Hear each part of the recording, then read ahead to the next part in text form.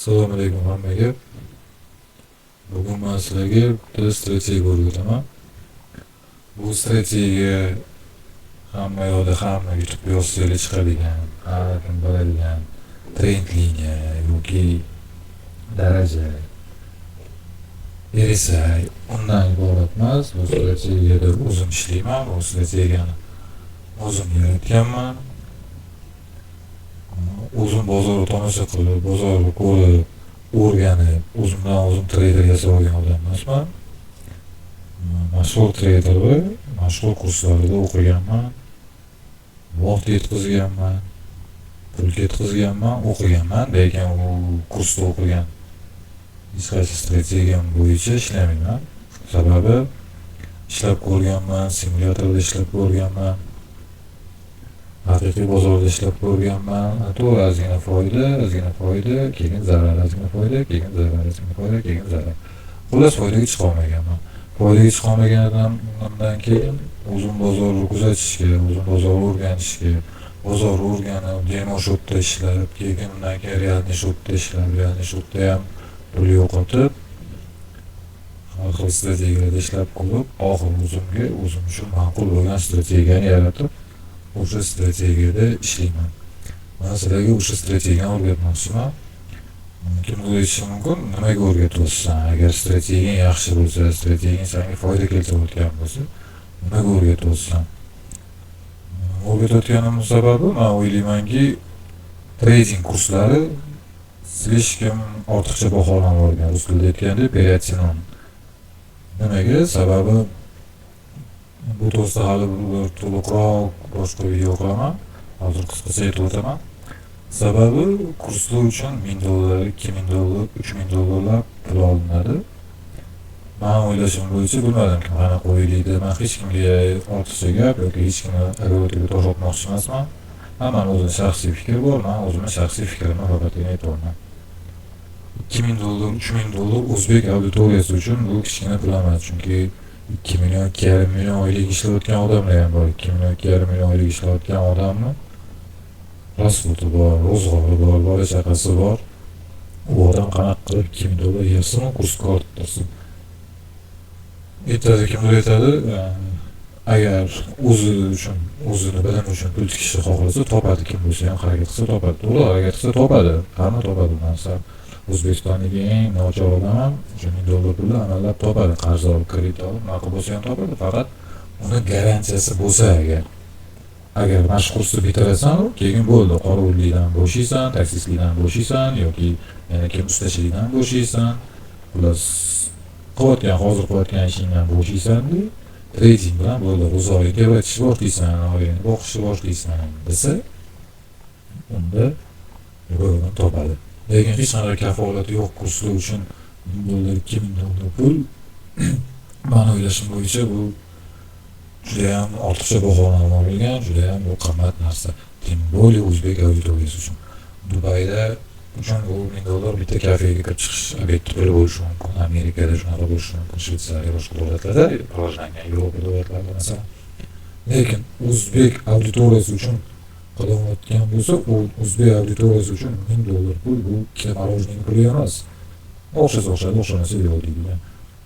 Mening fikrim bo'yicha bitta odam kurs ochdimi, bu odam kurs ochib turib $2000, $3000, $1000 qilib baholadimi, u kursdan kafolat bo'lishi kerak. Mayli, kursga aytaylik 1000 odam qo'shildi. Bu 1000 odamdan aytaylik 200 tasi просто otasi aytgani uchun, amakisi aytgani uchun, akasi aytgani uchun qo'shildi. Ular bo'lmaydi trader. 800 odam qoldi. 800 odamdan 400 tasi menga emas ekan bu ishda chiqib ketdi. 400 ta qoldi. 400 odamdan aytaylik 200 tasi etilgan ishlarni qilmadi, hafsalat qilmadi, ular torta olmadi, o'xshata olmadi, o'zi. 200 odam qoldi. 200 odamdan 100 tasi yana chiqarib olishimiz mumkin. Chiqarib olgan sabablar ham qolmayapti. Mayli, yana 100 tasi xullas nima qilsa qildi, yana 100 tasi ham trader bo'laolmadi. Lekin hech bo'lmaganda 100 ta odam trader bo'lishi kerak. Men o'zim ikkita kursda o'qiganman. Kimda o'qiganim ahamiyati yo'q uni. Men short traderlar kursida o'qiganman. Ikkita kursda o'qidim. Ikki xil odamning ikkita kursida o'qidim, bittasida o'qidim. bilim olaman, o'rganaman, endi men treyder bo'laman degan niyatda o'qidim. Chunki bundan oldin o'zim qiziqib, YouTube tutib, qayerdan kirish, qayerdan chiqishni topolmayotganim sababli o'qishga qaror qildim. O'qidim, lekin men treyder bo'la olmadim. Ya'ni o'sha o'zim qilayotgan ishni qilib turishimga to'g'ri keldi, sababi men foydaga chiqa olmadim. Men tushunishim, men bilishim bo'yicha unaqa odamlar juda ko'p. O'qigan, keyin haliyam lekin shu davlat ishida ishlab o'tiribdi yoki taksistga qaytib yuribdi haliyam. Keyin boshqa odamnikida o'qib ko'rdim, agar bunikida o'qisam, balkim unaqa bo'lib ketar, bunaqa bo'lib ketar. Yo'q, bunda ham unaqa bo'lmadi. O'rgatilayotgan narsalar bundoq qaralganda aynan menga o'rgatilgan narsalar, aynan bizani guruhga o'rgatilgan narsalar hammasi YouTube'da bor narsalar edi. Hamma narsa qilsa topsa bo'ladigan narsalar edi. Xullas hech qanaqa kafolat yo'q edi. Men keyin bu qarorga keldimki, kafolati yo'q o'qishlar uchun $1000, $2000 qimmat. Lekin men aytmoqchi emasman, trading tekin bo'lishi kerak, tekinga o'rgatish kerak. Yo'q, hech kim tekinga o'rgatish kerak emas, hech kim tekinga o'rgatishga majbur emas. Bunaqa demoqchi emasman. Rus tilida aytadi, любая работа должна быть оплачена. Ya'ni har bir mehnat haq to'lanishi kerak, har bir mehnatga haq to'lanishi kerak deydi.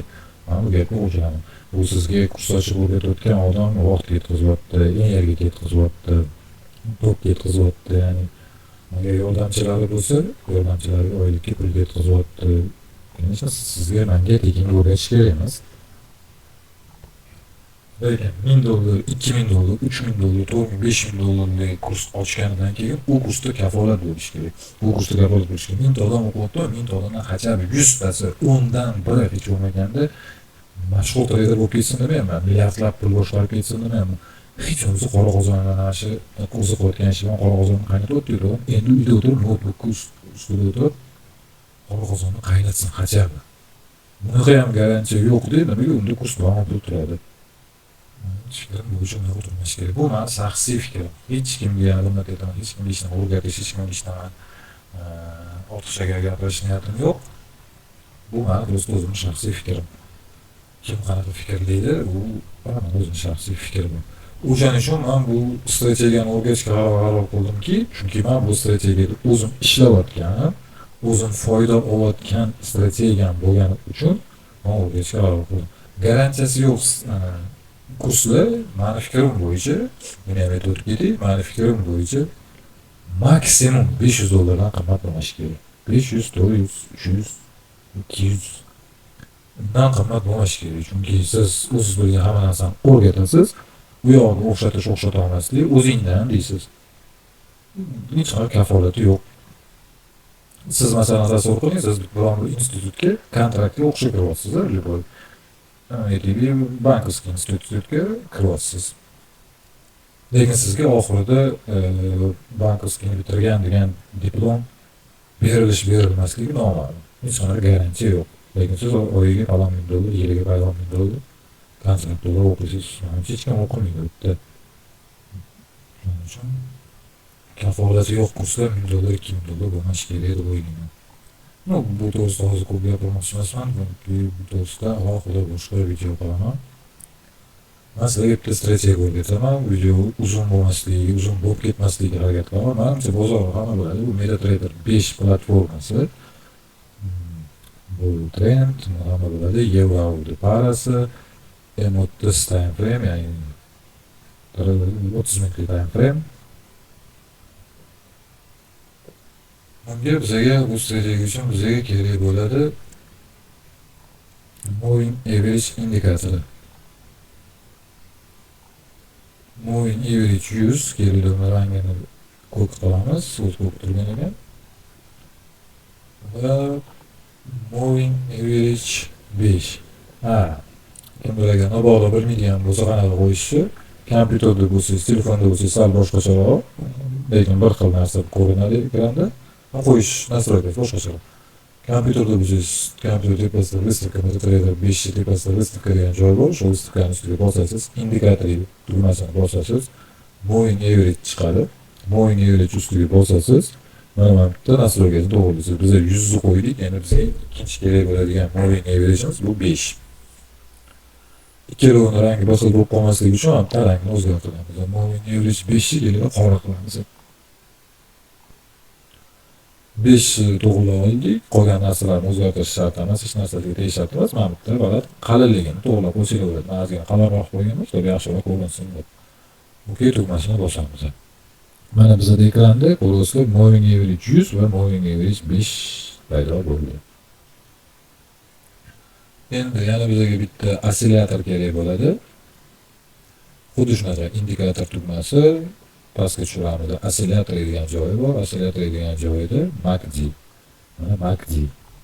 MACD-ni hech qanaqa nastroykasini o'zgartirish, bu narsani to'g'rilash kerakmiz. 12 9 26 mana shu o'zini holida, o'zini rangida turibdi. Hech narsasini o'zgartirmadim bu yerda. OK tugmasini bosamiz. MACD. Mana bu yerda endi hozir o'zgartiramiz, chunki mana bu yerdagi palkalar, ya'ni kub bizga ko'rinmayapti. Shu sababdan svoystasiga kiramiz. Mana bu ya'ni silver rangda ko'rinmayapti, buni keyingi qora qilib qo'yamiz, shunda bizga ko'rinadi.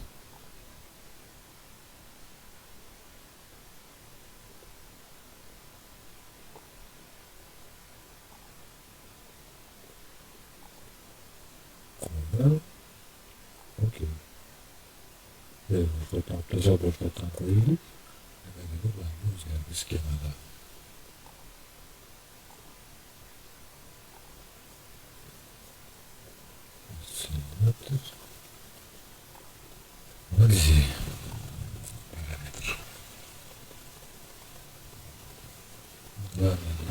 Oq.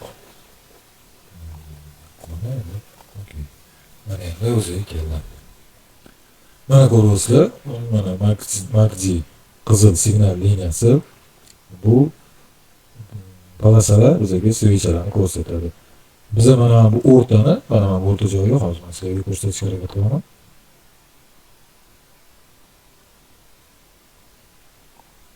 Mana shu ko'k liniya turgan joyini biz o'rtasi o'sha, ya'ni kesib o'tadigan joyi deb olamiz. Hozir men sizlarga tushuntirganim uchun asli.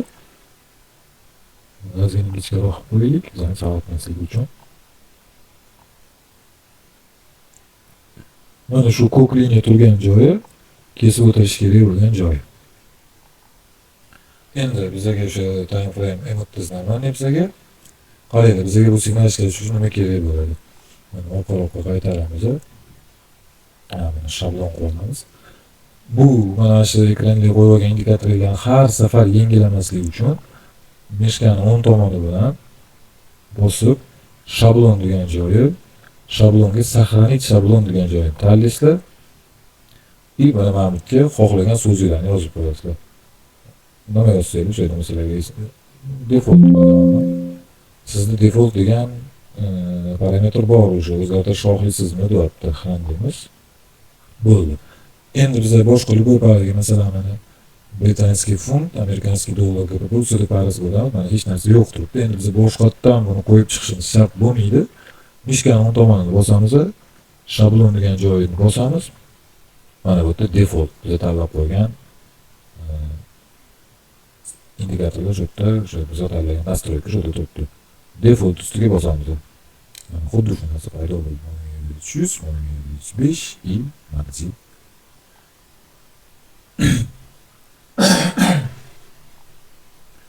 Endi orqaga qaytamiz, mana bu joyga qaytamiz dedik.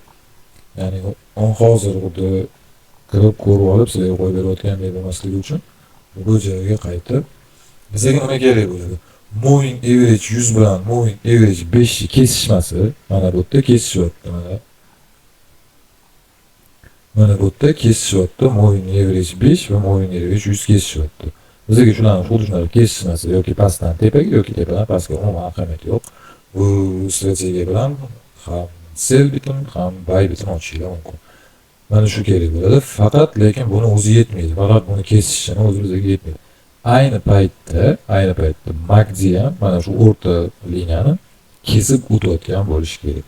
Yoki ko'pincha holatlarda qanaqa bo'ladi? Ko'pincha holatlarda moving average 5 bilan moving average 100 kesishadi.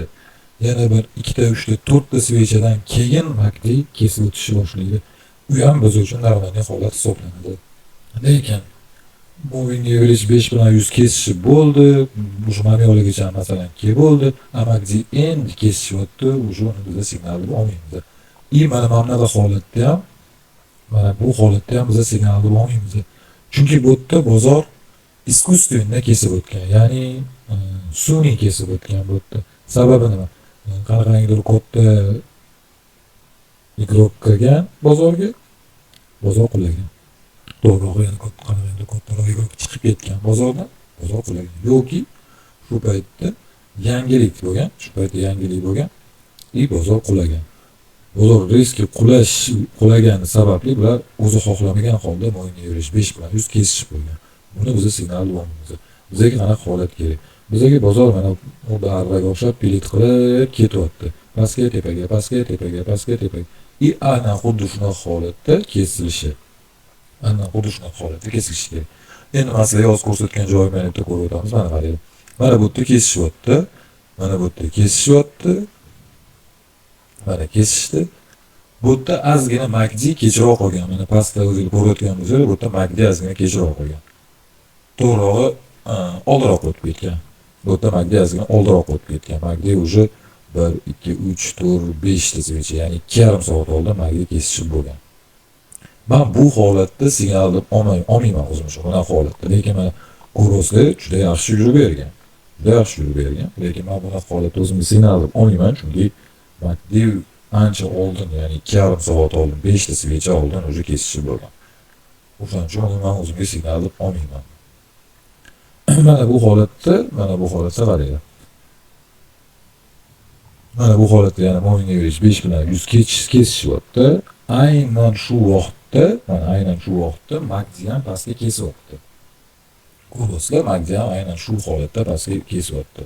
Mana qaranglar. Mana bu yerda moving average 5 bilan 100 kesishyapti. Aynan xuddi shu holatda moving average MACD ham liniyani pastga kesib o'tyapti. Mana men bu holatda signalni olaman. Qanaqa ishlash bu sizlarning o'zingizga bog'liq. Men o'zim qanaqa ishlayman? Men o'zim 1 ga 2 ishlayman. 1 ga 2 ishlayman, lekin qarama-qarshi signal bo'lib qolmasa agar, ya'ni misol uchun 100 punkt, 50 punkt deylik, 50 punkt stop loss qo'ysam, 100 punktga take profit qo'yaman. Ya'ni zararim $10 bo'ladigan bo'lsa, foydam $20 bo'lishi kerak. Aynan shu 1 ga 2. Bo'ldi, xuddi shunaqa biz lekin ochaman. Stop loss qo'yaman, take profit qo'yaman. Yoki o'zim boshqa ish bilan yoki boshqa barani uzash bilan shug'ullanaman. Bunga qaramayman. Orolda qarab qo'yaman. Agar u mana misol uchun mazza ochganimdan keyin trend ketyapti. Birga bir yurdi, birga 1,5 ham yurdi misol uchun, lekin men take profitga hali yetib bormasdan turib, bozor qaytishni boshladi. Qaytib turib, xuddi mana bunday qarama-qarshi signal berdi. Qarama-qarshi signal bergan bo'lsa, men MACD ga qarayman. MACD signalim bo'lyapti, moving average 5 kesishyapti. Men biz delkani avtomatik yopaman. O'sha menga chunki nimaga qo'lim bilan yopaman? Sababi menga mana bu yerda qarama-qarshi signal bo'ldi. Qarama-qarshi signal bo'lgani uchun men yopaman buni qo'lim bilan. Agar qarama-qarshi signal bo'lmasa, bozor pastga tushib yana teparoq ketadimi, teparoqdan yana pastga tushadimi, yana qaytib teparoq ketadimi? Ahamiyati yo'q. Qarama-qarshi signal bo'lguncha foyda o'taman. Yoki qarama-qarshi signal bo'lgunicha, yoki take profitim yoki stop loss'im ishlaguncha. Take profitim ishlaydi, keyin o'zi keyingi bitimni qidiraman, keyingi signalni kutaman to'g'ri. Agar qarama-qarshi signal ko'rsam, avtomatik men bitimni qo'limda yopaman. Mana misol uchun bu yerda ochganimizda, mana bu yerda kesishdi, bizga greta bizangizdagi qattoslar. Mana bu zelkamiz ochilardi. Olmasiga sal bilan to'g'ri ko'rsam.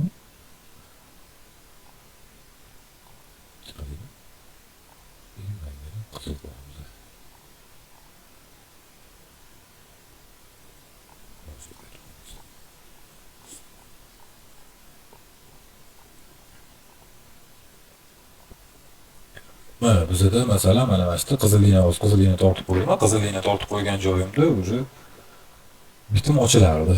Bu yerda bitim ochiladi. Stop loss'ni men eng oxirgi minimumni tepasiga, maksimumni tepasiga qo'yaman. Bayga ochgan bo'lsam, eng oxirgi minimumni pastiga qo'yaman. Bu yerda Mana Mamitniga maksimum qo'ysak bo'ladi. Mana bu bitta maksimum. Bu yarim soatlik time frame bo'lgani uchun bu normalniy masofa hisoblanadi. Kichkina masofa lekin mana Mamitga qo'yish mumkin. Aytaylik, mana Mamitga qo'ydim men. Izdelkani ochdim. Masofa 439 pips. Ya'ni 43 punkt. Bu 44 punkt deylik. 44 punkt. Biz izdek ochilgan joyimizdan ko'rib turibsizlar 44 punkt yurmagan. Bizga mana bu yerda qarama-qarshi signal beryapti. Mana bu yerda qarama-qarshi signal beryapti. O'shaning uchun bu zelkani avtomatik yopaman. Bu zelkan qanaqangi miqdorda stop lossgacha bormaydi-yu, uni qanaqangi miqdorda baribir zararda yopiladi. Mana bitta o'sha keyingi signal mana sizga xuddi boya tushuntirib berganimdek mana moving average kesishyapti, aynan shu yerda maksimum kesib o'tyapti. Endi bizning zelkamiz mana bitta ochilgan misol uchun. Chunki mana bu switch yopilganidan keyin biz izdek ochamiz, to'g'ri? Bu switchni yarmini qo'yib ko'rmas ochmaymiz-ku. Chunki hali moving average'larimiz to'liq kesishib o'tmagan bo'ladi. Qizil liniya turgan joyda xullas zelkamiz ochildi. Stop lossni mana bu million tagiga qo'ydi. Endi masofani o'lchaymiz. Masofa 462 pips. Ya'ni grubo говоря 47 punkt. 47 punkt. Endi bizga take profitimiz ishlashi uchun, take profit uchun alohida liniya topmayman, mana chiqarib tushunyapti. Take profitimiz ishlashi uchun 47 ga 47 ni qo'shasizlar 94 bo'ladi. 94 ya'ni 940 pips kerak bo'ladi bizga. Bozor ketyapti, ketyapti, ketyapti. Mana o'sha mana masjidlarda, mana Mamitlarda mana ko'ryapsizlar 920 bilasiz, mana boqsa 950 pips ya'ni 95 punkt. O'sha mana ishladi. Bu yerda ishlaydi. Bu yoqda aytaylik qanchadir zarar qilgan bo'lardik, to'g'ri? Bu yoqda qanchadir. Nimaga qanchadir deyman? Chunki hamma o'zini balansidan kelib chiqib risk qo'yadi. Davay kelinglar riskka $10 deb olamiz. Biz stop lossga borishdan oldin yopdik, bundan oldin izdelkani aytaylik $5 zarar qildi bizga o'tdi. Buni keyingi izdelkamizda $20 foyda qildi. $5 yopildi, $15 foydada qoldi. Endi yana keyingi holatni kutamiz. Mana masalan mana bitta keyingi holat, mana o'zingizlar ko'ryapsizlar, mana bozor qanday ketyapti, liniya qanday ketyapti, hamma narsani ko'ryapsizlar. Mana o'zingizlar grafiklarda bemalol ko'rib tekshirib olsanglar bo'ladi. Keyin kim agar YouTube'da meni kuzatayotgan bo'lsa, YouTube'da ko'rayotgan bo'lsa, men ochgan har kungi ochgan bitimlarimni qo'yib boryapman. Kecha faqat 28-noyabr kunga bitim qo'yganim yo'q. Sababi men kutgan signal bo'lmadi bozorda. Men kutgan signal bozorda bo'lmagani uchun men qo'ymadim. Juda ko'p videolar bilasizlar, shortsimda listat qilib o'tirsak, hammamiz mana listat qilib o'tirsam, vaqti bilan har video chiqib keladi. Yevropa videolari, o'zbek, rus, farqli ahamiyati yo'q. Kim videoligini chiqib keladi. Unda bozor ketyapti, misol uchun trend ketyapti deb pauza qilishadi deb videoni deb short ili long, ya'ni short or long, ya'ni sellmi yoki buymi deb savol berib qo'yishadi deb, qanaqangidir kitob bir nima ochadi, mana nima der ekan, tipa bilan qilishadi. Stop loss qo'yib izdek ochishadi. Bozor pauzani shunday qo'yib olishsa, ular ketgan ATM tomonga qarab bozor yurib ketadi. U simulyator. Mana simulyatorni hamma bilsa kerak. Simulyator bor, u meni ham kompyuterimda bor. Unaqa simulyator men ham xohlasam kuniga 100 ta 200 ta bizga ishlayotganini ko'rsatib berishim mumkin. Naqilib u simulyator. Lekin men qo'yayotgan videolarni kuzatsanglar, men qo'yayotgan videolarda u haqiqiy bozor bilan bir xil ketyapti. Chunki men haqiqiy bozorda ochgan ekanman qo'yayapman. Bir marta o'tgan haftada, ya'ni bu haftada bir marta stop lossim ishladi. Bu stop lossni ham sразу ketidan atrab qildik, agar ko'rgan bo'lsanglar. Shuning uchun men unaqa simulyatorlardan foydalanmayman, lekin unaqa simulyatorlar borligini bilaman. Unaqa simulyatorlardan agar xohlasam ulardan yaxshiroq, ulardan zo'rroq, ulardan qiziqroq videolar qilib qo'yishim mumkin. Xuddi hamma narsani oldindan biladigandek qilib, bashoratchilik qilib video qo'yishim mumkin. Lekin men simulyatordan foydalanishni xohlamayman. Chunki men kuzatayotgan odamlarni aldashni xohlamayman. Tradingni videosini, treyderlar videosini kim kuzatadi? Shu kasbini o'zgartirmoqchi bo'lgan, moliyaviy erkinlikka erishmoqchi bo'lgan, oilasini sharoitini yaxshilamoqchi bo'lgan, farzandlariga yaxshi kelajak qurib bermoqchi bo'lgan odamlar ko'radi. Unaqa niyatli odamlarni men o'zimni kursimni yoki bir nimamni sotish uchun aldab yolg'on simulyatorlardan foydalanib video qilgim kelmaydi. O'shaning uchun men har kuni sizlarga ochgan izdelganni boshidan oxirigacha qo'yib boraman. Stopda ishlayapti, ko'ryapsizlar. Tek profit ishlayotsa ham ko'ryapsizlar, qo'lim bilan yopganimni ham ko'ryapsizlar, qo'lim bilan yopganlarimni ham hammasini sababi bor deb yozib o'tiraman videolarda, chunki ularning sababi bor. Mayli, endi mavzudan chiqmagan holda keyingi signal. Bizda bitta signal foydada yopildi. Tezdelkamiz mana bu yerda ham xuddi shunaqa holat mana. 1 2 3 3 ta svechadan keyin uni magniy ham kesishni boshladi. Mana biz bu yerda yana bitta zerk ochishimiz mumkin. Mana bu yerda bizning zerkamiz ochildi. Tek profit hardware ham qo'yildi. Agar bunaqa uzun svecha bo'lsa, men soyasiga qo'ymayman. Mana bu cho'pi, ya'ni soya deyiladi. Bizga kelgan. Bu soyasigacha qo'ymayman. Chunki bir soyasiga bir marta nishayni bor qaytib kelgan. U ham meni nazarimda sun'iy soya. Meni nazarimda emas. Meni tushunchamda, to'g'riroq meni tushunchamda u sun'iy soya. Mana hamma svechalar, hamma sharamchada pastki soyasi bor. Bu sun'iy emas. Bu sun'iy soya. Bir marta ular bu ko'tarilib pastga tushib so'qib mana shunaqa soya yasagan. O'shaning uchun u soyagacha qo'ymayman.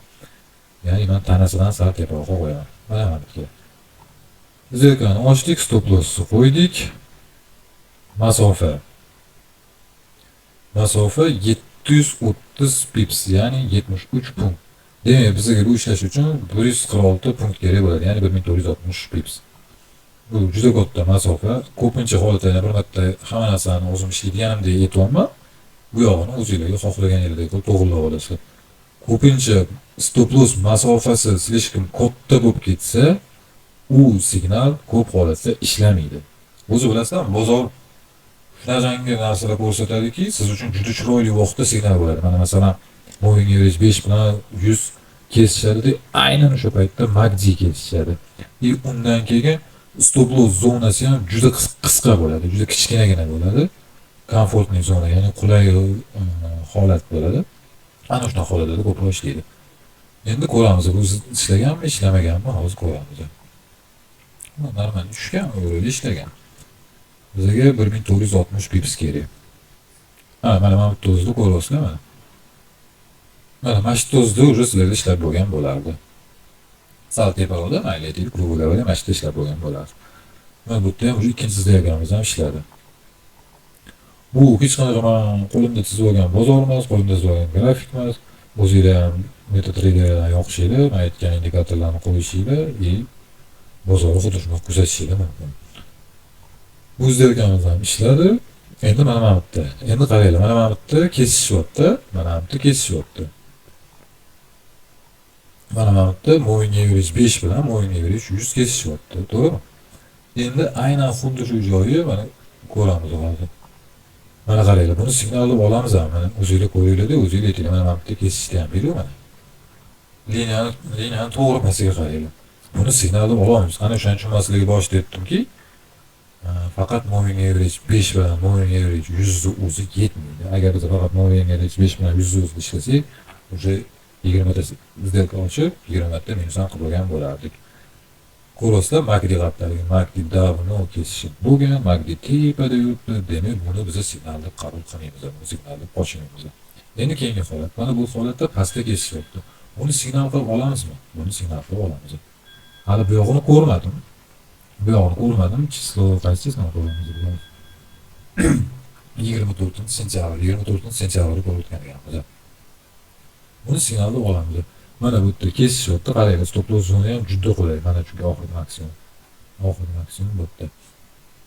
Kesishyapti. Bu ham cho'tki ideal shu holatda kesishyapti.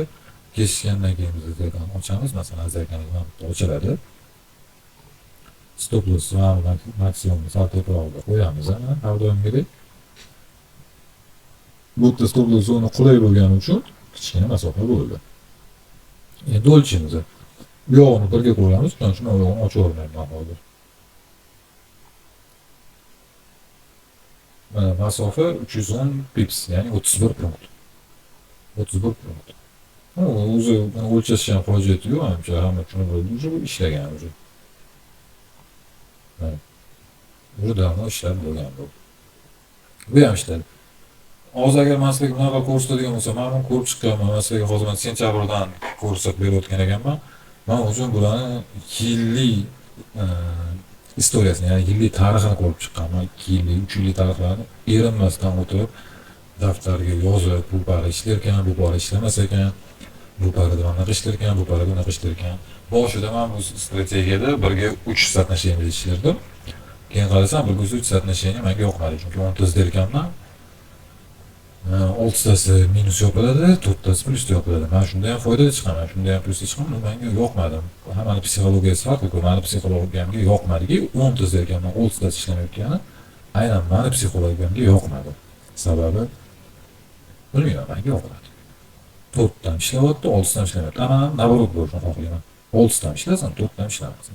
Ja bo'lmaganda 5 ga 5 bo'lsin, 5dan ishlasin, 5dan ishlamasin. O'shaning uchun men 1ga 3 соотношение ishlashni to'xtatib, 1ga 2 соотношение ishlashni boshlaganman. 1ga 2 соотношение ishlayman hali. Ko'rdinglar, bu signal emas, bu signal ishlab berdi. Kelinglar, yana bitta holatni ko'rsatib beraman, mana bu holat. Agar diqqat bilan ko'rayotgan bo'lsangiz, tushundinglarki, o'sha bunday ham kirsak bo'ladi. Mana kesishgan joy mana marketing. Juda yaxshi holat. Kiramiz, lekin stop loss masofasi, stop loss zonasi kattaroq olgan bo'pti. Lekin signal bor. Signal bo'lganidan keyin $10 emas, hammaga misol $10 risk qilayotgan bo'lsa, har bir rezervamiz uchun $10 emas, $5 risk qilib, stop loss zona katta bo'lgani uchun $5 risk qilib ham kirsak bo'ladi. Lekin signal bo'lgani sababli biz baribir ham kiramiz. Ishlaman, kiraman, chunki men mana shu strategiya bo'yicha ishlaganim uchun kiraman. Qaranglar. 608 pips, 610 deylik, 61 punkt ya'ni.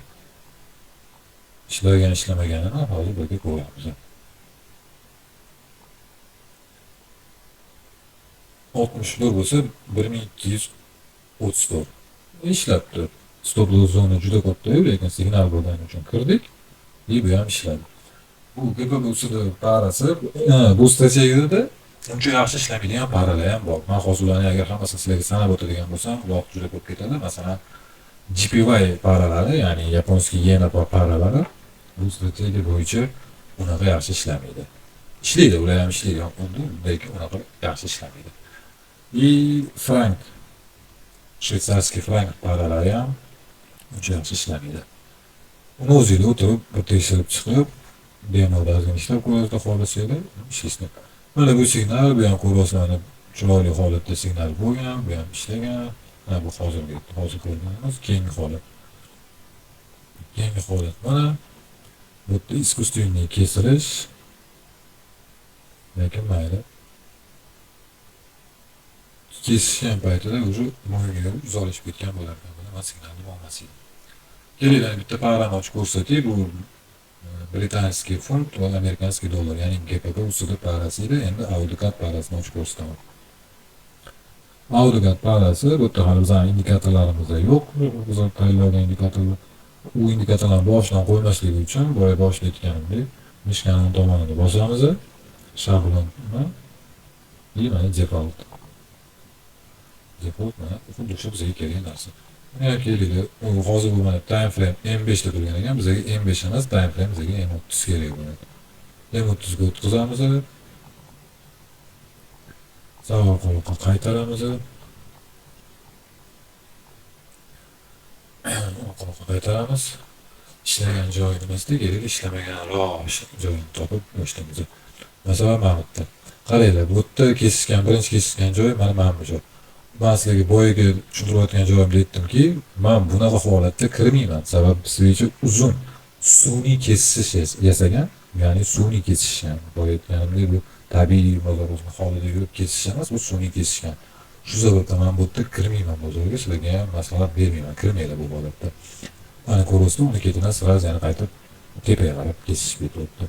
Yana qaytib pastga qarab. O'sha bu holatda o'tkazib yuboringlar bu holatda, chunki bozor ko'rasizlar bitta vaqt juda qisqa muddat ichida ham pastga, ham tepaga, ham yana pastga kesishyapti. Bozor tabiiy yo'nalishda yurayotgani yo'q. Shuning uchun bu holatda o'tkazib yuboringlar. Bunaqa holatlarni yaxshi o'tkazib yuboringlar. Agar har bir kesish joyini, har bir narsani ushlaman harakat qilsanglar, ko'proq zarar qilib qo'yadi, foydadan ko'ra. Mana bu yerda, hozir bu yerda agar signal bo'lgan bo'lsa, mana kesishgan nuqtasi signal bo'lgan ekan, 9 svechadan kelgan. Magni ham kesishgan ekan, signal bo'lgan. Agar men bunaqa holatda сделка o'chadigan bo'lsam, mana qaranglar. Mana maksimum. Mana maksimum. Bu agressivniroq stop loss deyiladi, ya'ni ishlashi ehtimoli kuchliroq bo'lgan, shuning uchun agressivniroq stop loss. Bu agressiv emas bo'lgan stop loss, ya'ni masofa uzunroq. Lekin men bunaqa katta masofaga сделка bitim ochmayman, sababi uni tek profitimni olgani uchun juda katta masofa kerak bo'ladi. U yoqqa yurmaslik. Hozir biz ko'rib turganimiz uchun yuribdi-yu davomimiz, lekin bozor real holatida biz bilmaymiz uni qancha masofa yuradimi, yurmaydi.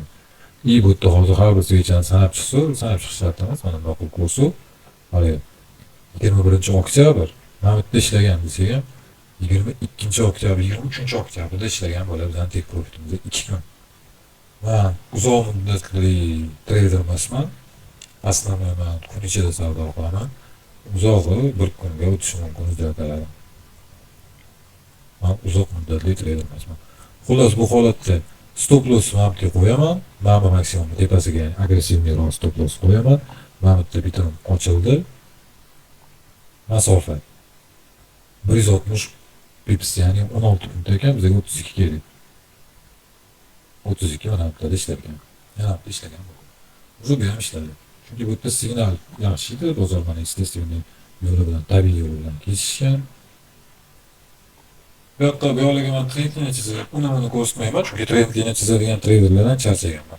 Trend liniya chizib dars o'tadigan, kurs o'tadigan treyderlardan charchaganman. Sababi bozor любой kuni, любой time frame'da trend liniya chizish uchun sabab ko'rsatib beradi. Любой joyda. Mana masalan, mana bu joyda hozir bizning сделка ishladi. Mana bu yerda bizning сделка ishlamagan bo'lardi agar ochganimizda. Lekin trend liniya chizamiz desak, mana qoidasini hamma biladi. Mana bitta minimum, mana ikkinchi minimum. Mana tortib qo'ydik. Mana tortib qo'ydik. Mana maksimum, mana maksimum. сделка ochdik. Hamma yoqda xullas bozor hamma yoqda trend liniya chizish. Trend liniyani bilasizmi? Trend liniya bilmadim. Nechanchidir yilda balkim ishlagan bo'lishi mumkin. Trend liniya yomon narsa emas, trend liniyani ishlatmaydi demayman. Trend liniyani men qo'shimcha sabab qilib, misol uchun o'zim boshqa strategiyalarim ham bor, har bir parallel uchun boshqa strategiyalar bor. Boshqa strategiyalarda ishlab o'tganimda trend liniyani qo'shimcha yordamchi kuchi sifatida olaman. Lekin bu trend liniya mana buzildi, bu oddiy, hamma biladigan klassika deb ishlamayman, chunki trend liniyani bu joyda chizish mumkin. Bu joyda chizishga bozorda sabab bor trend liniyani. M30 time frame'da chizishga sabab bo'lmasa, M15 ga sabab bor. M1 ga solsa yana ham kattaroq sabab bor. Shuning uchun trend liniyani men strategiya deb bilmayman. Kimgadir gapim yoqmasa, kimgadir gapim tegib ketsa, hammadan uzr so'rayman oldindan. Men yana bir marta aytaman, men o'zimni shaxsiy fikrimni gapiryapman. Mendan oldin bo'lgan treyderlar, mendan mashhur bo'lgan treyderlar meni videoimni ko'rishmaydi. Ko'rishgan taqdirda, kimdir yetkazgan taqdirda xafa bo'lishmaydigan umiddaman. Sababi hamma shaxsiy fikriga ega bo'lishga haqqi bor. Bu mening shaxsiy fikrim. Xuddi shunday davom ettiramiz. Mana xuddi shunaqa ham signal bor, stop loss bu yoqqa qo'yilgan, zega bitta ochilgan, qo'lbosda ishlagan. Endi mana bu yerda ko'ramiz, signal bormi? Moving average 5 bilan 100 kesishyapti, MACD kesishyapti, signal bor. Stop loss qo'ydik, сделкani ochdik. Mana bu yerda o'lchash kerak ekan. Mana bu yerda сделка ochilgandan so'ng, mana bu yerga stop loss qo'ydik, 268 pips, ya'ni 27 punkt, bizga 54 kerak bo'ladi. Yo'q, bu yerda ishlamagan. Bu yerda ishlamagan. Chunki bu yerda bo'yatganlik orasida 3 ta svecha ham juda uzun tushgan. Искусственный tushgan. Bundan oldin искусственный harakat ko'p bo'lgan. Mana shu sababdan agar mana bu yerga stop loss qo'yadigan bo'lsa, eng oxirgi maksimumga qo'yadigan bo'lsa, bu ham ishlagan hisoblanadi. Mana bu zeka ochiladi, mana bu yerga qo'yiladi. 17 punkt hisoblanadi, bizga 34 kerak bo'ladi. Yo'q, unda ham ishlamagan. Birga bir yurib bergan bo'lar ekan lekin.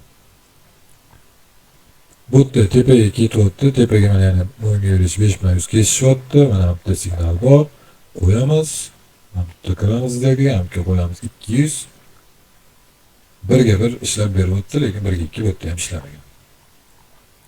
Mana bu yerda уже ishlagan, bu yerda ko'rib turibdi. Mana qaranglar. Mana bu bilan, mana bu holat bilan, mana bu holat bilan, mana bu yerda kesishgan holati bilan, mana bu yerda kesishgan holatida juda katta farq bor. Mana bu joy. Manimcha hammaga tushunarli bo'ldi. Ko'pchilik tillarda ishlashni yaxshi ko'radi. Men o'zim yaxshi ko'raman. Mana mashhur instrumentlardan bittasi tilla. Tillada juda yaxshi ishlaydi. Aynan bu strategiya tillada yaxshi ishlaydi. Boshqa parallelda birga ikki somasheniyada ishlatsanglar, tillada birga to'rt, birga uch somasheniyada bemalol ishlatsangiz bo'ladi. Signal bo'lganidan keyin, ya'ni birga to'rt, birga uch somasheniyani bemalol qo'shsangiz bo'ladi. Tilla juda yaxshi ishlab beradi. Lekin hech qachon eshikdan chiqarmaydi. Bu strategiya bo'yicha ishlasanglar, faqat qoidasi bo'yicha ishlaydi. Ya'ni ham mo'yinlar kesishsin, ham magdiy kesishgan bo'lsin. Boshqa holatda kirmaydi. Faqat magdiyning o'zi bilan kirmaydi, faqat uning o'zi bilan kirmaydi. Men buni video davomida ko'rsatib berdim. Noto'g'ri ishlab berishim. O'shaning uchun bunday holatlarga kirmaydi. Videoga reaksiya bildirib, fikringizni qoldirsanglar, undan keyin ham yana shunaqa o'zim ishlaydigan, foydalar keltiradigan strategiyali videolar olib qo'yaman.